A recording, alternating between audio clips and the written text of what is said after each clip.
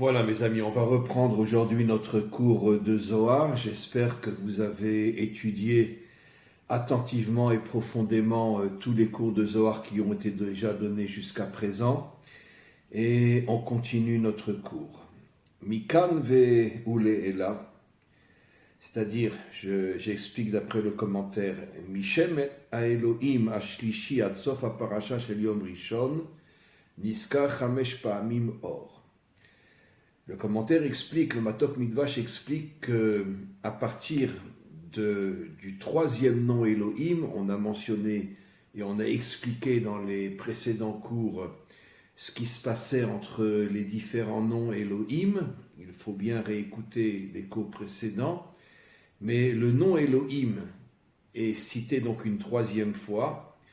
Et jusqu'à la fin du premier jour, il n'est plus mentionné, mais par contre, le mot or, qui veut dire la lumière, est mentionné 5 fois jusqu'à la fin du premier jour. Donc, Niskar Chamesh Pa'amim, or. 5 fois, le mot or, le mot lumière, est prononcé dans le premier jour de la création. Alors, bien sûr, quel est le sens profond? Veuba les ramez, à quoi le fait que 5 fois le nom lumière est mentionné, à quoi cela fait allusion? Il explique. Or deidbarea, or shenivra beyom arishon, la lumière qui a été créée le premier jour, il ne s'agit bien sûr pas de la lumière des astres, puisque selon les codes bibliques, les astres, le soleil, la lune ont été créés beaucoup plus tard. Alors de quelle lumière il s'agit?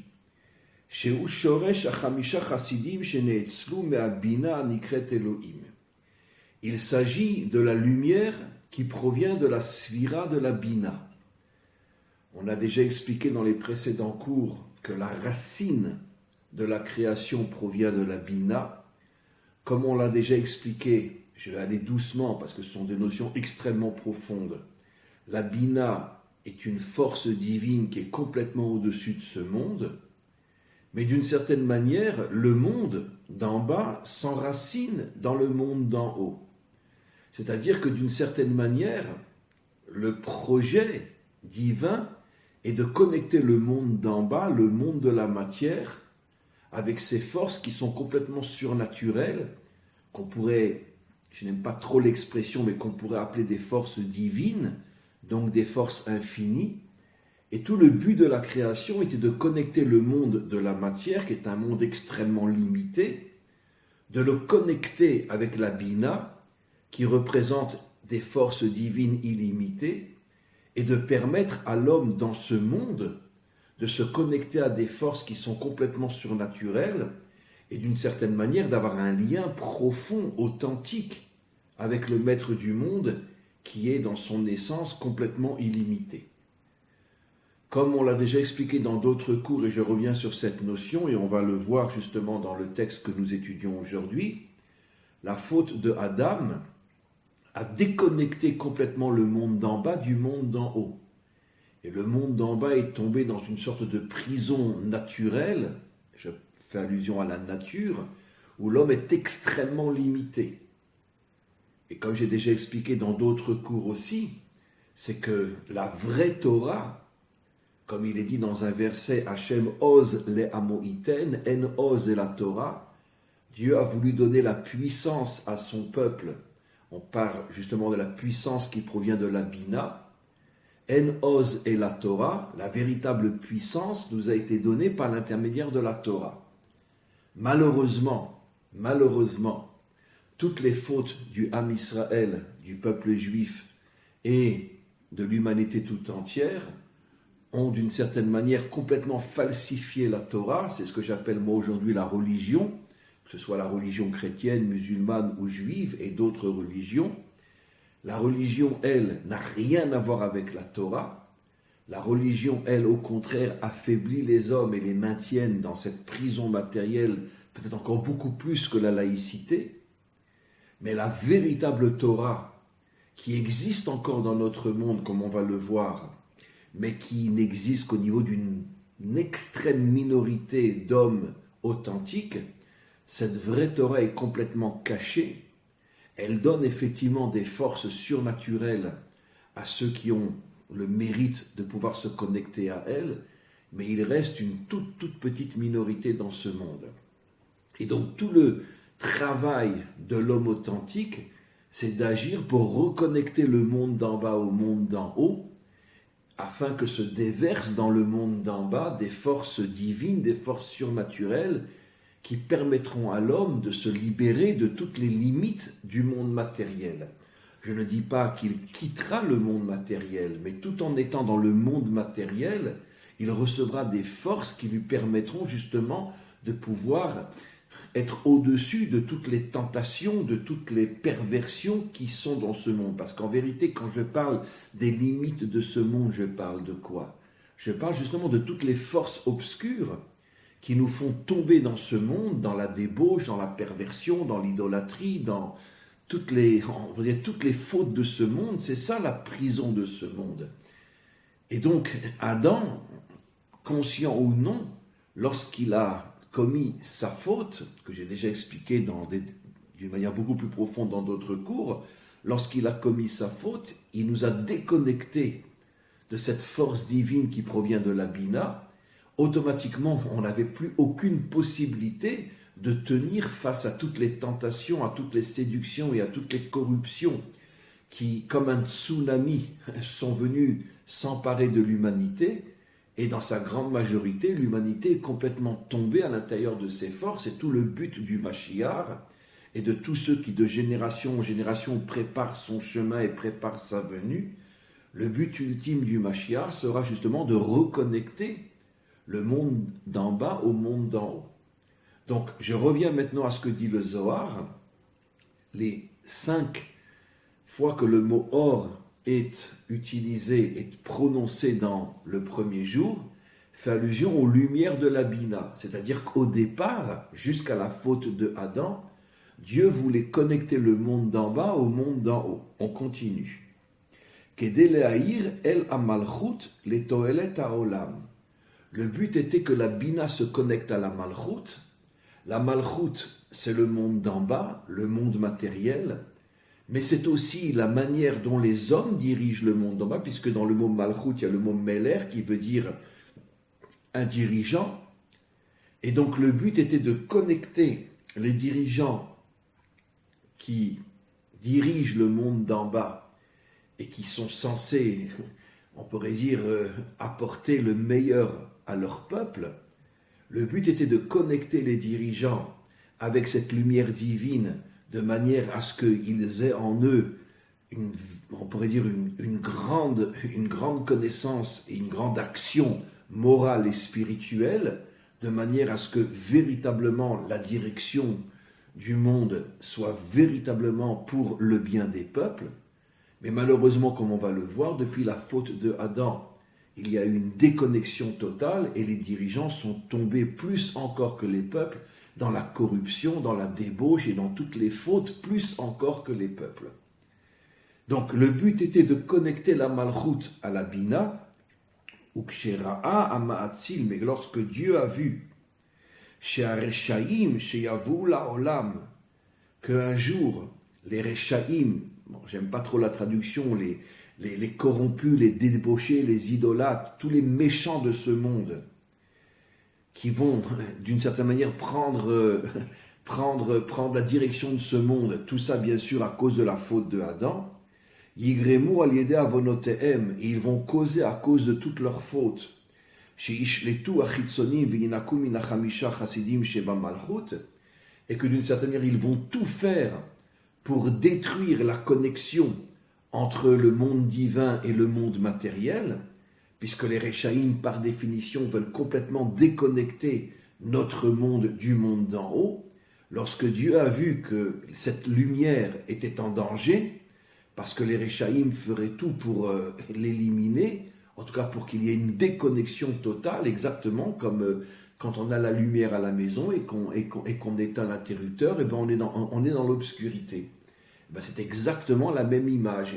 Il y avait une forme de lumière dans ce monde, mais Dieu a vu à long terme qu'à cause de la faute de Adam Arishon, les Rechaïm se battraient essentiellement sur cette connexion pour déconnecter le monde d'en bas du monde d'en haut, Silek or zemina malchut, Dieu a enlevé cette lumière de la malchut, c'est-à-dire dans un langage clair et français, c'est-à-dire que finalement, Dieu a déconnecté les dirigeants de cette énergie divine et les dirigeants sont devenus les plus grandes crapules depuis le début de l'histoire jusqu'à aujourd'hui. Il n'y a pas un seul dirigeant qui n'est pas, même s'il le cache, qui n'est pas une extrêmement grande crapule.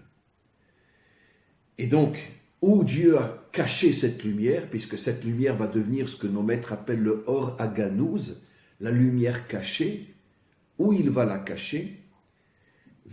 Donc il l'a sorti de la malchoute, donc les dirigeants sont sans cette lumière, et donc automatiquement les peuples aussi, puisque étant dirigés par des gens corrompus qui vont faire rentrer dans le peuple toute une idéologie de faute et de corruption, de débauche et d'idolâtrie, puisque ça va être tout leur projet, donc les peuples vont tomber eux aussi.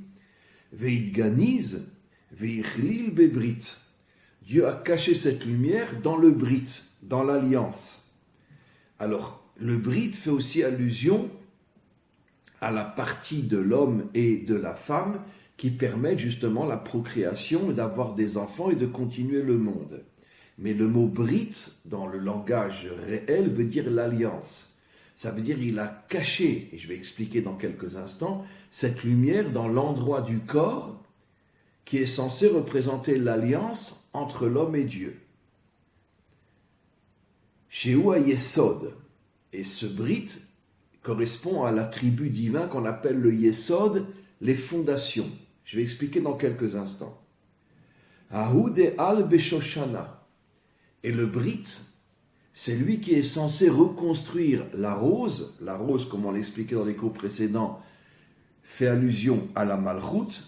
Le Brit est censé reconstruire la Malchut, Ainu Oto Ayesod, au moment de la délivrance, le Yesod, le Brit, se connectera entièrement avec la Malchut, Ve'afik Zera, et du Brit sortira une semence, qui fait allusion à une semence spirituelle, ou Motzi ou Mashpia Bazera à Kodesh, une semence de sainteté, chez Or, qui est cette fameuse lumière, qui se cache dans le Brit. Veda ikre etz oseperi, le Brit s'appelle un arbre qui fait des fruits, Asher zarobo, qui porte en lui une semence. J'explique selon le commentaire. Veza yesod nikra etz sheosepri, il est appelé un arbre qui fait des fruits, mais où ces fruits vont être déposés, ba malchut, dans la malchut, dans la direction de ce monde, Ve'em neshamot tzadikim, et en vérité, ces fruits qui un jour se connecteront à la malchut sont les tzadikim, sont les justes authentiques, qui justement naissent de l'union entre le Yesod et la malchut. On va s'arrêter là pour l'instant, car il y a tellement de choses à expliquer. On va revenir maintenant, je voudrais donner une image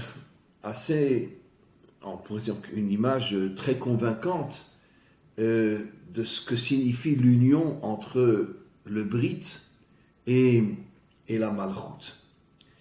Alors, le Brit fait allusion, comme on l'a vu, au tzadikim authentique. Alors d'abord, comme je l'ai expliqué dans de nombreux cours, et je reviens sur cette notion parce que je ne me lasserai jamais de revenir sur cette notion dans la mesure où aujourd'hui, 99,9% des hommes et des femmes, y compris dans le monde religieux, ont une définition du tzaddik qui est complètement fausse. Généralement, dans le monde religieux, on appelle le tzaddik celui qui est complètement connecté au monde spirituel et qui ne vit que dans le monde spirituel. Or, c'est le plus grand mensonge jamais émis sur terre. Le tzaddik, comme on le voit clairement dans le Zohar, est celui qui se connecte à la malchut. Ça veut dire celui qui se connecte au monde matériel dans le but de le réparer et de le ramener à sa connexion avec le monde d'en haut. Donc le tzaddik s'occupe essentiellement du monde matériel. Tous ceux qu'on appelle aujourd'hui les tzaddikim, qui sont uniquement dans le monde spirituel, qui ne font que étudier, que prier, etc., mais qui n'ont aucune connexion avec le monde matériel, ne sont pas des tzadikim. Je ne dis pas que ce ne sont pas des gens bien. On a besoin de ceux qui étudient. Mais ce ne sont pas les tzadikim. Et comme je vais le prouver dans quelques instants. Comme je l'ai déjà dit des milliers de fois, et c'est ce que le Zohar dit, le tzadik est celui qui se connecte au monde d'en bas et qui a le courage d'essayer de transformer le monde, de transformer les dirigeants et de les reconnecter au monde d'en haut. Quel est le seul personnage biblique qui est appelé tzadik? Yosef. Yosef ha-tzadik. Pourquoi c'est le seul qui est appelé tzadik? Parce qu'il a passé toute sa vie en Égypte et 80 années de sa vie à diriger le pays le plus corrompu, le plus débauché, le plus idolâtre, et il n'est jamais tombé.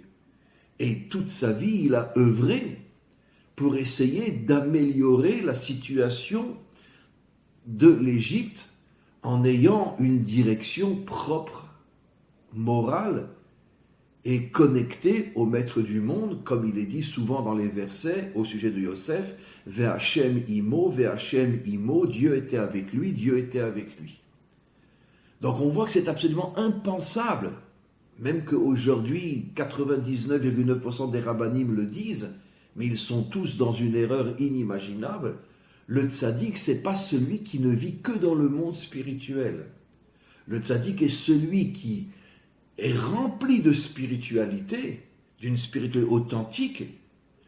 Et pourquoi je dis authentique? Parce qu'il sait que toute cette énergie spirituelle doit être déversée dans le monde d'en bas afin de le reconnecter au monde d'en haut. Et donc il doit agir dans le monde d'en bas. C'est exactement encore une fois ce que le Zohar dit, la connexion entre le Brit, l'alliance et la Malchut. Maintenant, on va prouver ce que je dis encore plus, de deux manières. Pourquoi justement c'est la partie sexuelle du corps chez l'homme et chez la femme qui est appelée Brit. Et Dieu nous dit, le Zohar nous dit que Dieu a caché la lumière à cet endroit-là. Mais cet endroit-là, c'est l'endroit qui fait tomber le plus l'homme et la femme. Dans le monde d'aujourd'hui et dans toutes les générations, la grande majorité des hommes et des femmes sont débauchés et ne se respectent pas dans le sens de vivre un homme et une femme toute leur vie ensemble. Et aujourd'hui, n'en parlons pas. Donc, comment Dieu cache la lumière là-bas? Parce que justement, c'est ce que j'ai expliqué dans d'autres cours, mais aujourd'hui c'est tellement fort avec ce texte du Zohar, Dieu cache la lumière divine justement dans les endroits les plus matériels, les plus sombres, les plus obscurs. Pourquoi? Pour nous faire comprendre que c'est précisément la dimension la plus obscure qu'il faut réparer. C'est-à-dire qu'en vérité, l'homme ne se rend même pas compte que dans l'endroit de la sexualité se cachent en lui des forces inimaginables qui peuvent faire de lui un homme extrêmement propre, extrêmement fidèle. Mais ces forces-là, il est complètement déconnecté de ces forces-là parce qu'il ne sait même pas qu'elles sont cachées à l'intérieur de sa sexualité. Et c'est pour ça qu'il devient, dans 99,9% des hommes et des femmes sur Terre, des êtres complètement débauchés. Alors il y a des niveaux de débauche, bien sûr, mais on peut compter sur les 5 doigts de la main un homme marié toute sa vie qui ne trompera pas sa femme ou la femme qui ne trompera pas l'homme. On peut les compter sur les 5 doigts de la main. Pourquoi? Parce que l'homme est complètement déconnecté de cette lumière qui est cachée justement dans la partie de son corps qui le fait le plus tomber. Et encore une fois, pourquoi Dieu cache la lumière dans cette partie-là? Pour nous faire comprendre que tout le travail de l'homme, c'est de réparer l'obscurité de ce monde. Pourquoi justement Yosef est appelé le tzaddik? Parce que comme nos maîtres nous l'expliquent, c'était un homme extrêmement beau. Le Midrash dit que quand il a pris la tête de l'Égypte à l'âge de 30 ans, il était tellement beau que toutes les Égyptiennes, quand elles le voyaient, elles devenaient folles, elles couraient derrière lui, elles lui jetaient de l'argent, elles lui disaient « Viens chez moi ». Il était pendant des décennies constamment agressé par des milliers de femmes et il n'est jamais tombé. Pourquoi ? Parce qu'il était connecté à cette lumière cachée à l'intérieur de son brite. Et il savait que si Dieu a caché la lumière là, c'est pour faire de lui un homme propre, un homme authentique, un homme fidèle à son épouse qu'il avait épousée, avec laquelle il a eu 2 enfants et qu'il n'a jamais trompé. Ça, c'est le secret de la lumière cachée. Donc la lumière cachée se cache dans la partie la plus matérielle de l'homme, la sexualité.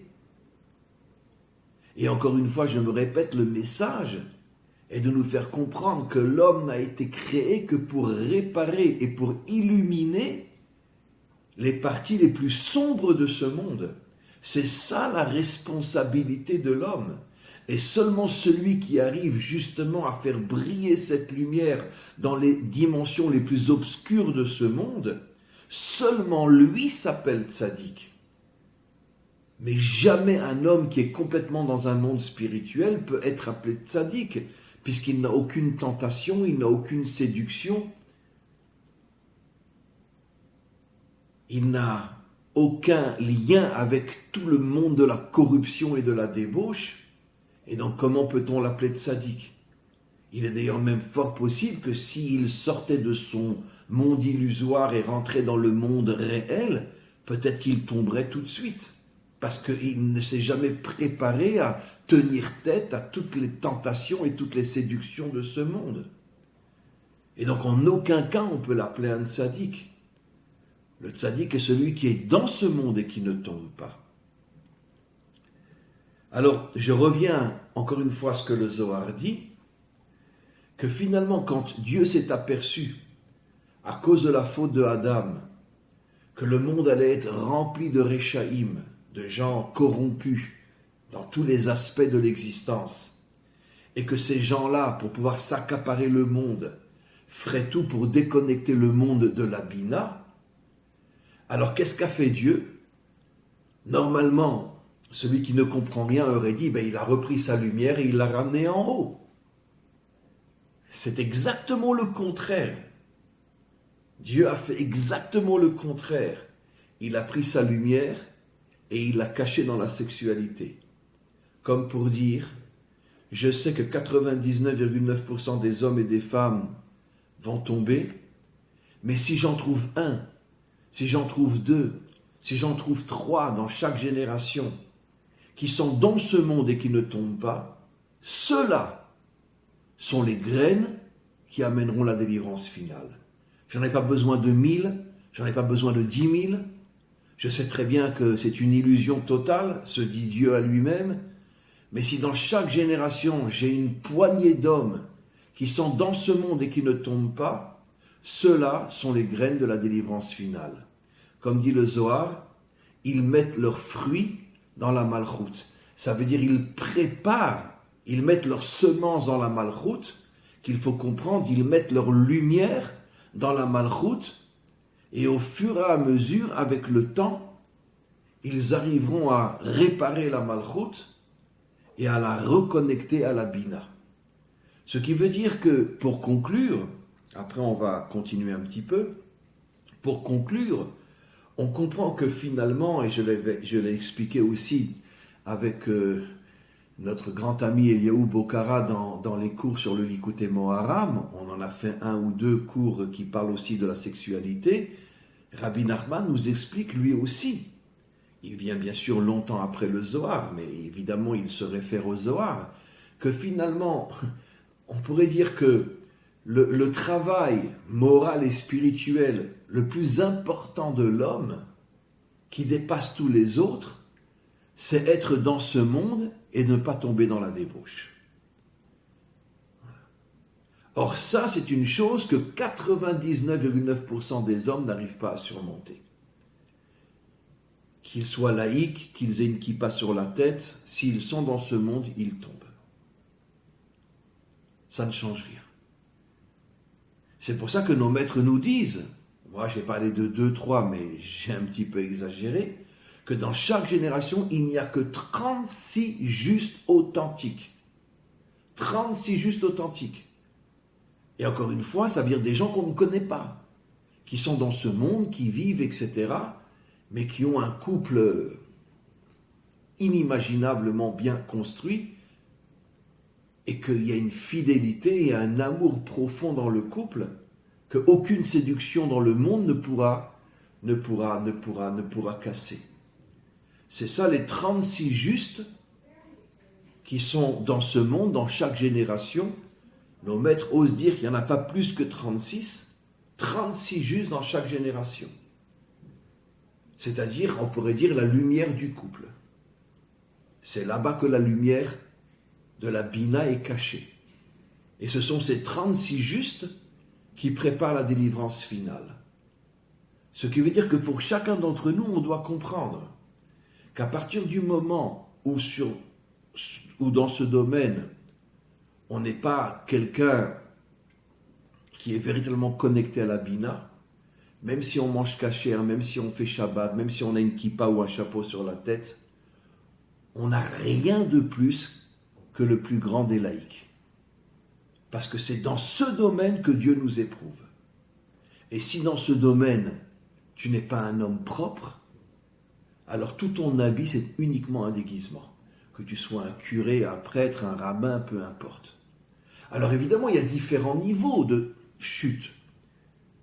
Il y a ceux qui ne chutent pas physiquement, mais qui ont des pensées mauvaises, qui ont des tentations, même s'ils ne les concrétisent pas.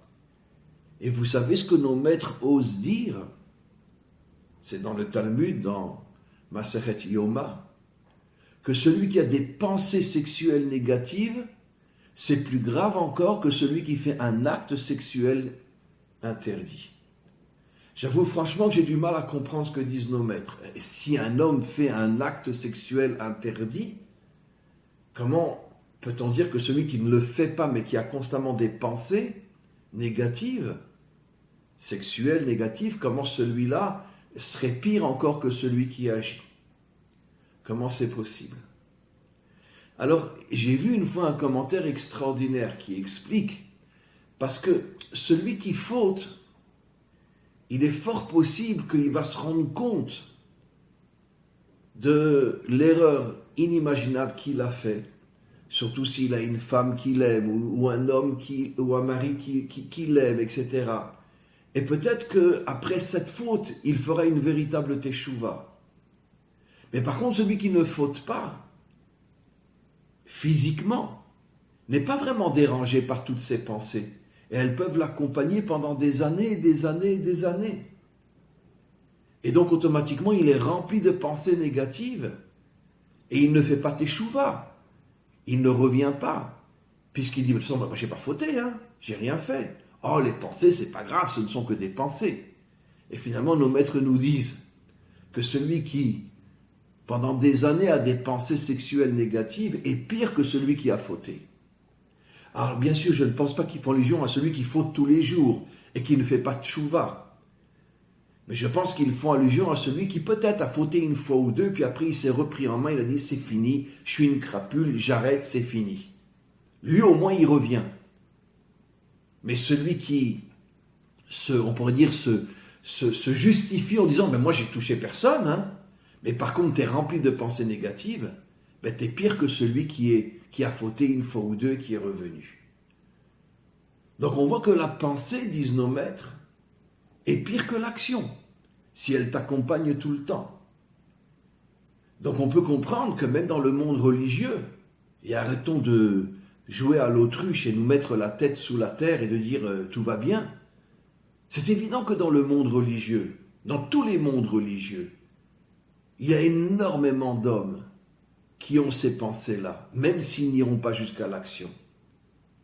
Eh bien, nos maîtres nous disent qu'ils sont pires que ceux qui ont véritablement fait un acte de débauche. C'est encore une fois dans Masechet Yoma. C'est un texte qui est très dur à comprendre.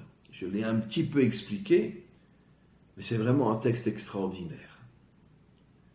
Finalement, quand tu fautes, c'est ton extériorité qui faute, ton corps. Mais quand tu as constamment des pensées négatives, c'est ton intériorité. Et l'intériorité abîmée, c'est beaucoup plus grave que l'extériorité abîmée.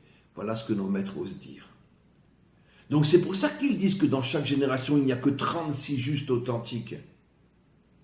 Et certainement pas là où on croit qu'ils sont. C'est pour ça que nos maîtres les appellent tzadikim nistarim, des justes cachés, que personne ne les connaît, personne ne sait qui ils sont. Et c'est eux qui préparent la délivrance finale. On continue. Ve'ahu zera kaima be'od brit mamash, cette semence qui est cette lumière cachée qui prépare la délivrance finale, encore une fois, elle est cachée dans le brit, elle est cachée dans la partie du corps qui représente la sexualité. Ve'zera zera nimsa be'od brit mamash, le commentaire confirme tout ce que j'ai dit, cette lumière qui est appelée cette semence qui va faire naître le Mashiach est cachée dans le brit, dans la partie sexuelle du corps. Verotzelomar sharuchani eino kegashmi ela haor anishpa bemalchut nishar gam ken beyesod kemikodem veu kemadlik ner miner. On s'arrêtera là, je vais juste expliquer, il y a encore tout un passage qu'on verra dans le prochain cours. En vérité, il explique une chose très intéressante, que même si le tzaddik authentique essaye de construire la malchoute, en déversant en lui justement les lumières de la propreté morale et spirituelle, parce qu'il agit dans le monde matériel, c'est comme quelqu'un qui allume une lumière à partir d'une lumière, une bougie à partir d'une bougie. Quand tu allumes une bougie à partir d'une bougie, la première bougie ne s'éteint pas. Mais elle donne de sa lumière, mais elle reste avec sa propre lumière. Et donc là aussi, c'est une définition de folie. Le juste authentique, le vrai juste, rentre dans ce monde, déverse de la lumière dans ce monde, mais lui-même garde sa lumière, il ne tombe pas. Il ne tombe pas. Il donne de sa lumière, ça veut dire il rentre dans ce monde d'obscurité, dans ce monde de faute. Il fait rentrer de sa lumière dans ce monde, mais il ne tombe pas. Sa lumière reste. Il a donné de sa lumière, mais sa lumière ne s'éteint pas. Ça veut dire, traduit dans un langage beaucoup plus clair, le juste authentique est celui qui s'investit dans ce monde, pas uniquement qui donne des cours et des choses comme ça, tout ce qu'on appelle les rabbanim. Eux ne sont absolument pas des tzadikim. C'est quelqu'un qui vit dans ce monde, qui travaille dans ce monde, qui a des épreuves, des tentations, des séductions, et sa lumière ne s'éteint jamais. Ça, c'est le juste authentique. Sa lumière ne s'éteint jamais. Voilà mes amis, on va s'arrêter là pour aujourd'hui. On reprendra bien sûr ce cours que je pense très très important la semaine prochaine. À tous et à toutes, une très très bonne journée.